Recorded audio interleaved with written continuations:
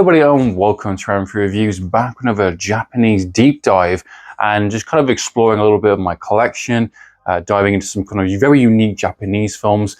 And I figured, at the very least, I gotta do one of Akira Kurosawa's kind of classics and his defining films for Japanese cinema.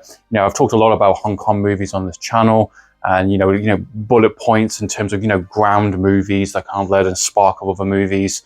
And this one, I think, without question, is one of the most defining points of in Japanese cinema. I'm talking about Seven Samurai.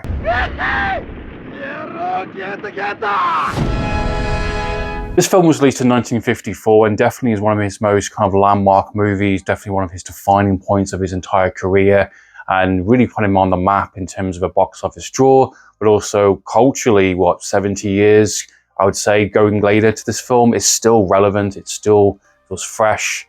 It still feels quite unique in its execution, its style. And there's a lot of movies that are still taking a lot of inspiration from this film. We've had quite a few official remakes or reimaginings. Obviously, the most definitive one is the Magnificent Seven, which is a Western gunslinging American approach on the story, but did a really fantastic job of kind of adapting it to a different type of period setting and a different type of audience. Made a very unique kind of film, very much a landmark film, also for Western-based kind of movies.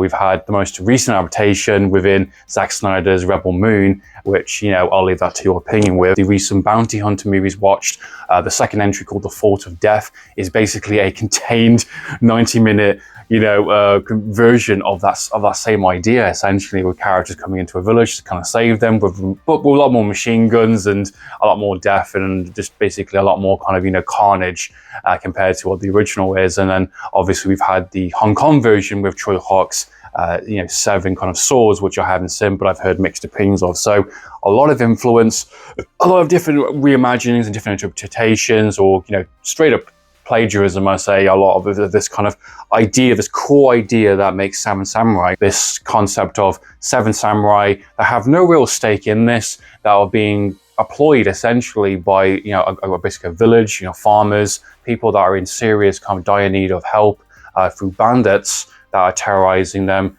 destroying their property, stealing their food, their women, killing their, a lot of family members. They are terrorized, they are desperate, they are, need anyone to basically help them, and they're being sent off to go and find samurai to basically help them in their need of struggle, essentially. And you've got this idea of it takes 7 samurai in this case, and within different interpretations, as the core story, to basically kind of have a ragtag team together to go into this village and basically help them, invest in their lives, who they are, put forts, and basically put their own life at risk, essentially, for very little reward in return. There's not much profit to be made. There's no money in the original kind of concept within Seven Samurai. It is basically 3 meals a day. And basically high-skilled samurai do need to eat, do need to sleep, do need to have, need the bare essentials. Now, interestingly, this film's produced by the Toho company, which is known for doing kind of a lot of animation films, a lot of the Studio Ghibli movies, much down the line. And they are a competing rival company, independent company, to the Toei company, which I've discussed a little bit on the channel already, which I find very fascinating, very interesting to kind of deep dive into the kind of the production companies. As mentioned, they are basically the Shaw Brothers. They are the landmark kind of, big Japanese production company that were known for the double feature, and they were making a lot of money after World War II, were basically having a lot of movies in the big screen. And this company, basically Seven Samurai, is obviously the rival company, and surprisingly, they were making more money in the box office. They were drawing in a bigger crowd, and they were doing more risky or more interesting films than the Toei company was at the time, and which is explored and talked about within the some of the Radiance releases recently. And doing a bit of research, it's quite fascinating to kind of see these two kind of companies go at each other, one being a lot more established, a lot more kind of high profile, and yet surprisingly Seven Samurai, and this director basically dominating the box office with his different sense of style, with his very unique sense of filmmaking, and very different types of storytelling, and characters that are very untraditional, and basically raking in those big money in the box office. Akira Kurosawa is known for doing lengthy, big movies on the big screen, which kind of facilitates this idea of the double feature. Instead of making 2 films, he makes one giant epic, one big story, a massive assembly of characters and some action to kind of follow suit alongside it. Each samurai is quite defined in this film, and being a nearly 4-hour movie, you would expect that. This is very heavy on story in terms of its kind of concept, really defining these characters, their motivations, who they are, what their trauma is, or what their desire is, and each individual experiences are quite different, and makes for quite an interesting kind of assembly of characters within the film. And there's one specific character that I think is the most interesting and the most kind of fan favorite, and I can see why he's on the poster, and I can see why this film is beloved for that type of character, which is the kind of the fake samurai. This character, which is kind of witnessed one of our main characters stop a situation with basically be a child being held hostage. He takes and steals a sword, a samurai sword, and basically kind of follows basically a team of kind of main samurai to the village, and he kind of gets invested in the drama. He gets invested in the idea of kind of facing against bandits at great odds. And to my surprise, being the fact this character is very kind of loud, he's got full of energy, he's kind of mocking them, he's laughing, and he's kind of so excited by all of it, whether it's kind of like to annoyance, or whether it's to kind of like give them kind of a good spirit, good cheer in a sense. He's someone who has no real purpose, no real stake in the actual film, where the rest of them have actually been hired. They've put a team together, essentially, laid out the odds kind of thing, and basically this being quite a high risk, very little reward kind of situation. We're up to like potential 50 bandits when they even have weapons, foreign weapons, guns in it.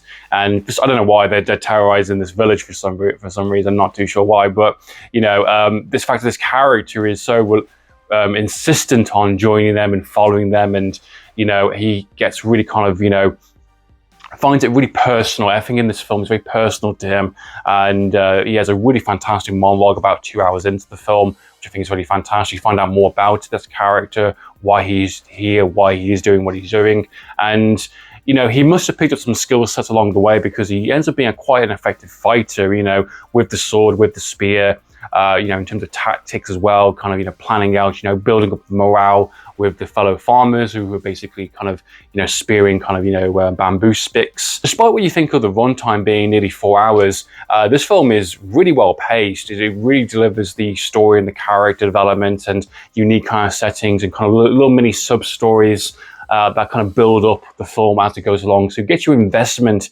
all into the all-out kind of, a bandit invasion attack within the last hour of the film, which is basically, all this preparation, all this build-up to that is, it all comes full force in that. And there's character deaths, there are kind of, shocking moments in the film within the Akira Kurosawa box set, part of the BFI box set edition, which I've had for a little bit of time now. And this features 1, 2, 3, 4, 5 of his movies on this nice little glorious little set, which is fantastic.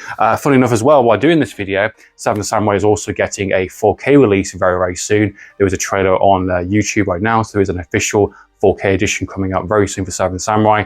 Whether that's something that's going to be a massive jump in quality is going to be very interesting to see. Overall, Seven Samurai, there's not much more I can say that hasn't already been said, quite a lot of times already about this film. I would say, in terms of the film itself, in terms of its quality, in terms of what it represents, its character, its story, its action, its long kind of history, practically 70 years, still defining cinema, still being kind of, being inspired from and talked about within the kind of the main kind of stream within a lot of directors, modern directors.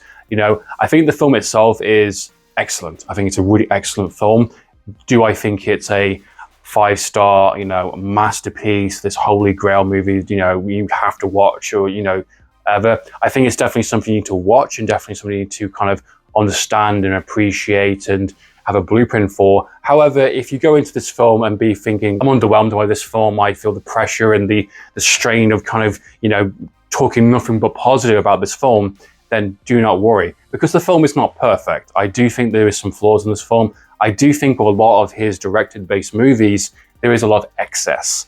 There is a lot of kind of additional stuff. And that's just down to the period of time where these films were being made and the demand for, big epic kind of epics on the screen. And having something quite substantial on the big screen compared to the fact there was no TV, there was no physical media or kind of internet or anything. This was a different time, a different cultural time within kind of cinema and how we watch entertainment. And, you know, he does do a lot of additional stuff that arguably are not need to be in there. Does this need to be a nearly 4-hour movie? No, it does not. This could be definitely reduced into a much more constrained 2-hour, maybe 2.5-hour movie. And we've seen this within different interpretations within The Magnificent Seven and many other interpretations later on, reimaginings of the same story.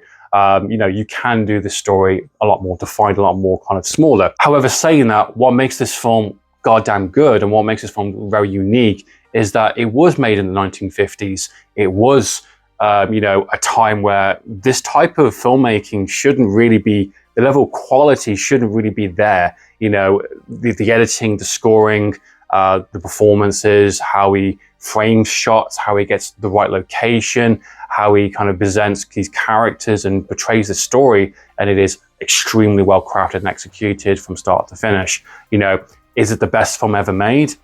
I don't know. I'll leave it down to you guys. Is this film a 5-star masterpiece? I don't know. I'll leave it to you guys on that one.